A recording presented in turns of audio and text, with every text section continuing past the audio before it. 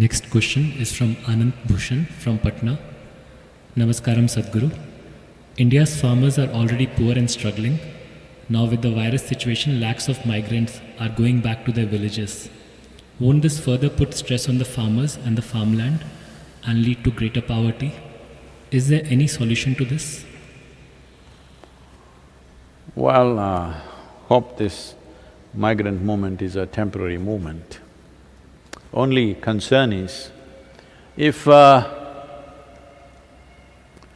this had happened at the beginning of the lockdown, if we had engineered and organized this at the beginning of the lockdown and 6 weeks of stay in the village and they had come back, now it would be good to start all the industry and business. But now it is happening at the end of the lockdown. This is not very good. But nobody knew how long the lockdown will be. Initially we thought it's 15 days, so we tried to keep them in the cities and make accommodations and food and works. But when 15 days it did not end, everybody was okay up to 15 days. When the second lockdown came, they became alarmed because most of the migrant labor in India at least are only men, it's a male population.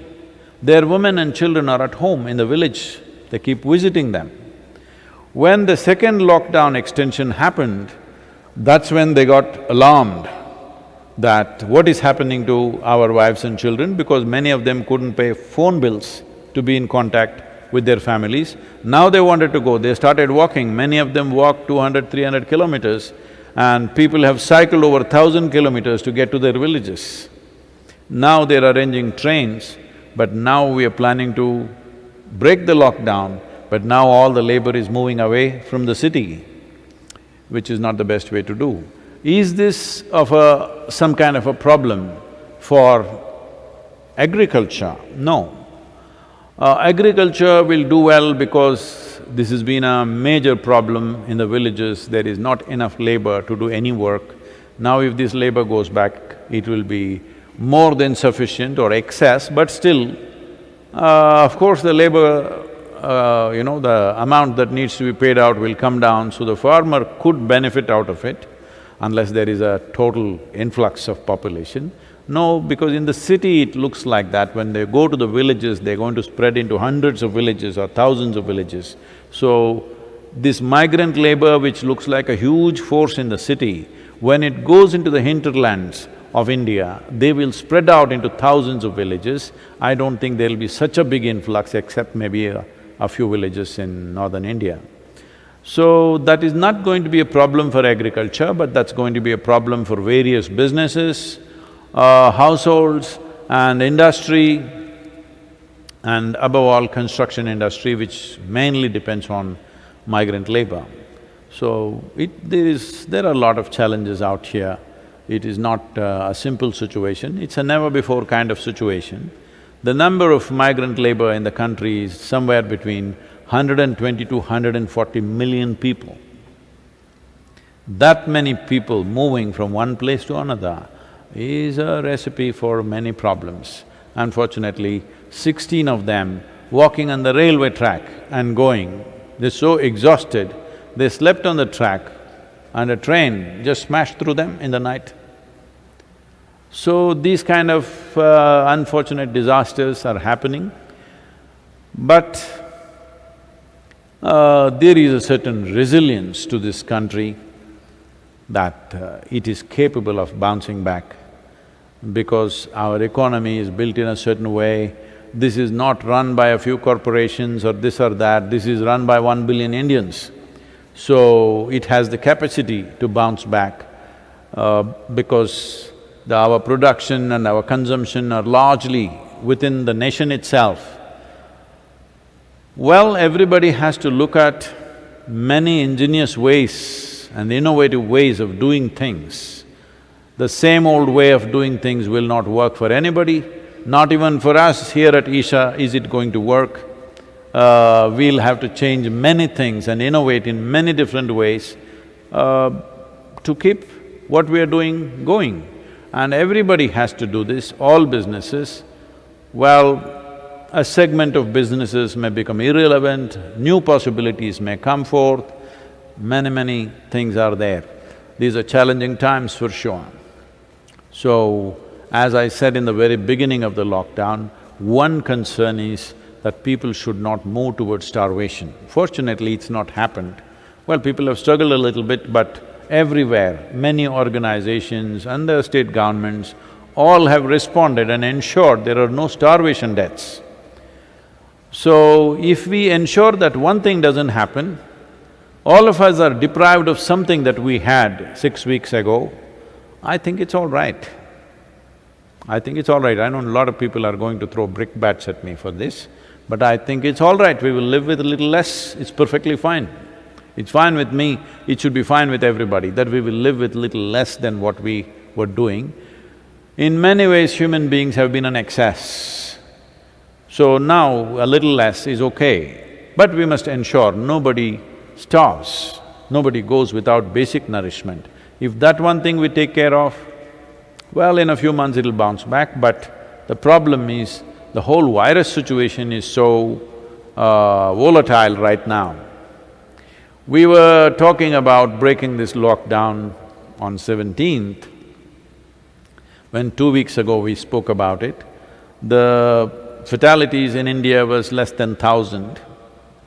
Today it's around 2,300 and fortunately, it's all gotten squished to one segment of the country, mainly Maharashtra, Gujarat, Rajasthan, Delhi, these are main hotspots, and unfortunately Tamil Nadu. No, it's unfortunate everywhere, but I'm saying this is an isolated happening, they're all connected. When we say Maharashtra, for those of you who do not know the geography of this country, Maharashtra, Gujarat, Rajasthan, Delhi, these are all connected geographically, so it's happening there in a big way. Tamil Nadu is totally in the south, but unfortunately it's happening here when the other states around us are free from it, which has happened due to certain reasons. I think at some point, some study or investigation needs to happen why it happened the way it happened, anyway. But the number of fatalities are rising by the day. I think right now, every day about 120 to 150 people are dying in the country of virus. It is way better than United States, but that is not either a solace or a solution, because once we break the lockdown, United States did not lock down as rigidly as we did. In spite of the lockdown, this is happening. Once we relax the lockdown, anybody's guess. So I want all of you, wherever you are, to understand the real responsibility of maintaining social distance and all the other protocol that's been repeatedly spoken about really starts from 17th onwards. Till now, most of us been protected by isolating ourselves. Now when we have to step out and other people start coming and going, this is when the real challenge happens. This is when really how responsible and sensible we are matters. After the lockdown is over, when the economic process begins, well, will it go out of control or what will happen? We have to see. One pluses and minuses of this is, well, there is always… people are comparing this to Spanish flu, which happened in 1919, which killed over 50 million people. 12 to 17 million people died in India alone. Spanish flu, why did it come to India? It did not start in Spain, it got the name because post-World War I, there was so much transaction from that place and it burst out there, then it spread all over the place. But we don't have to compare this to Spanish flu because Spanish flu largely killed people between 20 and 40 years of age. This is killing people who are generally over 65, 70 years of age or other vulnerable population with certain inherent problems in their system. And another thing is, the minus point of this one is, it doesn't kill as quickly as Spanish flu, but there is asymptomatic transmission in this. With Spanish flu, the moment you got it, we would know you got it, nobody would come near you. But at that time, we didn't have any antibiotics. Now we have variety of medicines. Even if we get infected, there's a way to deal with that. So we are not looking at that level of fatalities in the world. But to what extent our activities will be crippled, that is the thing. Well, there is a whole lot of people who are saying, scientific language is being thrown around by all kinds of people, saying that we will develop herd immunity. See, to develop herd immunity, about 60 to 70% of the population should get infected. If this happens, we will wipe out a significant segment of the geriatric population. People over 75 years of age, we will almost wipe out that population in the world. And maybe infants below 1 year of age also, and all the vulnerable people, those who have been through transplants, people with cardiac problems, diabetics, and various other things are there which come under this category. So, all the vulnerable population we will be wiping out. So, herd immunity is not really a solution that way, because that means we are deciding. The very word herd is something I can't take when you refer to the human beings. Herd immunity, you talk about this in animals, the same thing we are talking about it, about human beings, because the viruses come from animals right now and this whole thing, but it will wipe out the vulnerable population if you are looking at 70% infection around the world. So how to stop it? Nobody has a clue. Only thing is, we have some ideas about how to slow it down. And the best thing you can do is how to enhance the immunity in your system. We can give you a protocol how to maintain this in the ashram. In the next 3 days, we will put out things as to how to enhance your immunity beyond what it is right now, because from 17th onwards, people from outside may start coming in, transactions will happen, we'll keep it to the minimum, but still it's inevitable, we can't be closed down forever. This is true everywhere. So, it is important, a few simple things… do I have that sheet? Okay. One thing is strict maintenance of social distancing, this must become your religion. Okay? That is if you're religious, I'm saying. Otherwise, this must become your sadhana. Well, in the yoga center, everybody is popping the neem ball in the morning, neem and turmeric. So in next 2 days, the green ball will disappear, only the turmeric ball will be there, but there will be neem leaves. So before you go for your morning sadhana, you must take 8 to 12 leaves and put it in your mouth, chew it and keep it in your mouth. It's very important it's in your mouth. It's most effective when it's in your mouth region. So you must keep it in your mouth, chew it for 1 to 2 hours, let it be there, don't wash it up, don't drink it down, let it just be there in the mouth, do your sadhana with that. Wherever you are… Arre, what?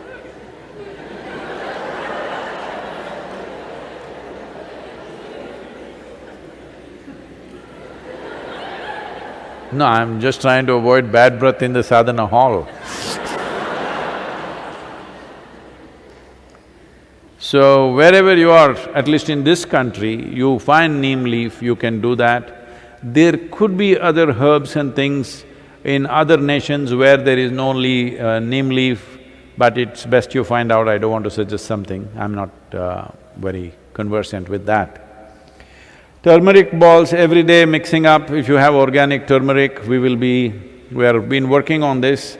Probably in a month's time, we will have a supply of well-grown organic turmeric, which may work out little more expensive than the regular turmeric, but it is best that way, that every day you consume this in the morning and leave it in the stomach before you eat anything, at least for 1 hour. This will do wonders for you. And Nilavembu Kashayam, which we are distributing all over the villages here to the workers and everybody, to the migrant workers and all this. One thing we have noticed is in this part of Tamil Nadu where we are working, there has not been a single case in the last 2 months, not a single case.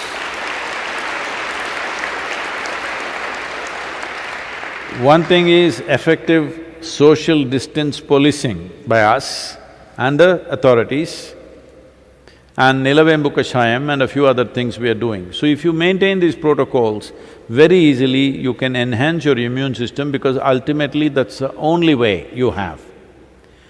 Another thing is, this is the Amla season, that is the Nallikai for Kannada people, the betted Nallikai.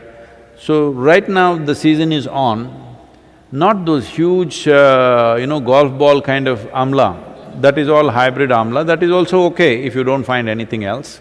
But otherwise, what grows in the hills is only this size. You just smash one Amla and put a little salt on it and just chew it. You must keep it in your mouth and it's most effective once again in your mouth. It must be just in your mouth for 1 or 2 hours. These simple things will greatly enhance your immune system, and to drink hot water about 4 to 5 times a day. Just plain hot water, or you can put a little bit of coriander or mint, or you can add a pinch of turmeric or even little lime juice and drink that regularly. And well, in your living spaces, walking spaces, places that you're using, spraying of Lysol, don't drink it, don't inject it.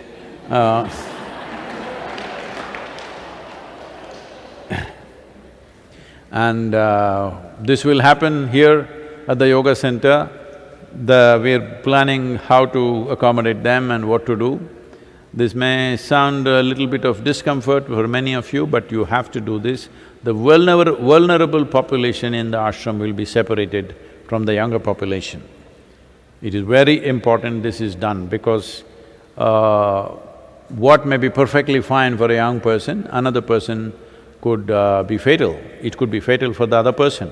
So we want to separate the vulnerable population. This work is going on. You must do this in your homes also. If there are people beyond a certain age or they have some other ailment which makes them vulnerable, it's important that you clearly separate yourself from them. How long? We don't know. Nobody knows. It's anybody's guess. Right now, if you look at the Spanish flu, the way it happened, it started in the month of January, it took a certain toll, but the second wave happened in the month of August, September. That is when it took the maximum number of people. So, certain doctors and scientists are expecting a second wave will happen between October and December in most nations. Whether it'll happen in India or not, or it'll happen across India because the weather conditions are very different from place to place here in this country. In United States also it may be true, the Southern America, how it works, and the northern part of the country, how it responds, it could be different, we don't know for sure. Because they've shown resilience to survive in any kind of weather. There was hope, when the summer comes they will go down, but that's not happening. Now we have a new hope, when the monsoon comes it'll go down. This is just our hope. The virus may learn to thrive in all these conditions. There is no proof that it will actually go down. So the second wave, when it comes, when we relax our guard and we start getting into activity, when the second wave comes, that is when humanity may pay a very large price. So this is why we want to separate the vulnerable population. Every one of you in your homes, if you have such people, you must keep a clear distance, absolute distance. How long? Unfortunately, we do not know how long. Nobody knows how long. Everybody is making guesswork. Don't do guesswork with people's lives. And about the migrant labor and all this happening, all of them need not necessarily come back to city if you ask me. I've been talking to business groups and entrepreneurs around the world. Yesterday we had an event with Thai, today with a news channel. So this is something I'm constantly trying to put this across. We've been doing this for over 15, 20 years. Many people are listening. Little bit of action has happened, but not enough action has happened. The simple thing is just this. The statistics says some 72% of the world's investment is just in some 31 or 32 cities or 36 cities, I think. When 72% of the world's wealth is centered in just a few cities, why will people not move there? Naturally they will move there. It's estimated in the next 10 years, before this virus it was estimated that in 10 years' time about 1.6 billion people will migrate in the world. I want you to imagine the horrors of that. 1.6 billion people dragging their women and children and picking up their stuff, leaving places where they've lived for generations, for hundreds of years, and going to another place. The atrocities that they go through is unbelievable. In India, it was estimated 220 million people will move from rural India to urban India. Well, those of you who are living in cities, I want you to imagine, let's say 10 cities in India, 220 million people, even if you distribute evenly, which will not happen, you can imagine the plight of those cities.